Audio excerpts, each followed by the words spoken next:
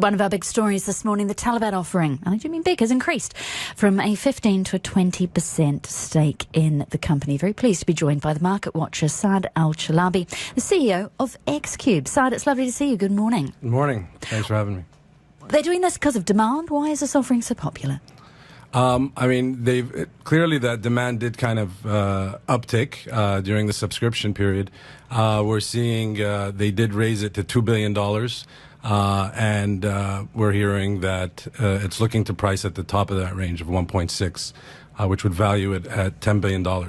So I'm looking at a headline from Forbes, and it says this year's, the international Forbes, not the local version, this year's biggest tech IPO will be in Dubai. In a sparse year for listings, that Talabat float is expected to outstrip IPOs from hyped American tech startups like Reddit or even India's Swiggy. Put it in context for us. Yeah, absolutely. I mean, you know, for Dubai, this is a big deal. For us, this is a company that is more of a tech company as opposed to a logistics.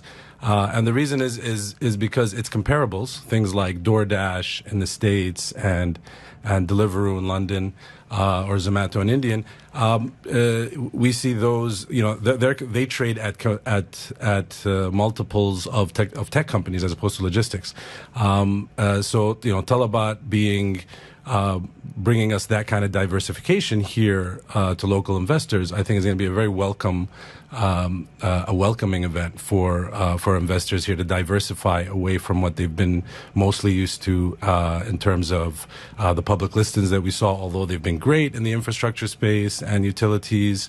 But this is a new diversification, which we can clearly see the market is welcoming with open arms. And it's a little bit different in terms of what we normally see globally from tech companies in terms of dividends, this offering. Oh, absolutely. I mean, I think that was the big one. In this case, Talabat, it is a very profitable company. It, you know, unlike some of its competitors or global comparables, but Talabat structured this IPO to appeal to local investors by right out of the bat putting a dividend policy, not something we usually see for these kind of companies. So they want to pay $100 million for Q4 this year, even though they're listing in December. They're going to pay a minimum of $400 million for 2025 earnings. At a $10 billion valuation, that's the top of the range. That's still a 4% yield. So a 4% yield on a company that this year's earnings is at a run rate of 32% increase year on year, 40% year on year the previous year.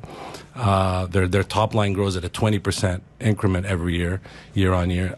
You know, with those kind of growth, you don't see a dividend profile like this. And I think that's what investors has increased that investor appetite because they feel that could give them that little bit of buffer to the downside.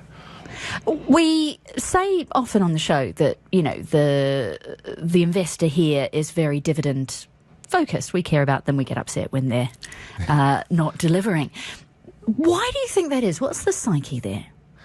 I think it's what they're used to. So you know, well, you know, we've been in the market here for forever, almost it feels like. But it's the investors here are very much used to you know, receiving income from their equity investments, and that's been the case since the markets kind of started out in the early 2000s. And I think we haven't seen you know, these kind of growth companies come in. We didn't see any of what most of the developed markets saw over the past, you know, decade and a half, which was this really big explosion of these tech companies where everything is priced on top line growth without even looking at net income in most cases. I mean, some of these, as we know, a lot of these tech companies trade with you know, still running negative net incomes. And really pricing growth. I think for us, why Talabat, we see it as a kind of turning point is that we're going to now get an opportunity to see how the market's going to price something that has a bit more growth profile. And I think, you know, we're all very interested to see how this is going to play out.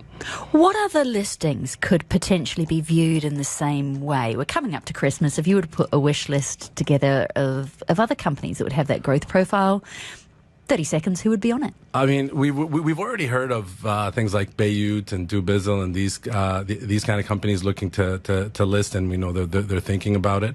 I think Dubai has a lot of tech companies as well in the fintech space that we think that have good opportunities eventually once they start seeing these kind of companies come to market and hopefully flourish. I think it will attract more of these companies to see. Saad Chalabi is the CEO of xCube, joining us this morning to look at one of our headline stories, which is Talabat increasing its offering size. Thank you for your time. Thank you.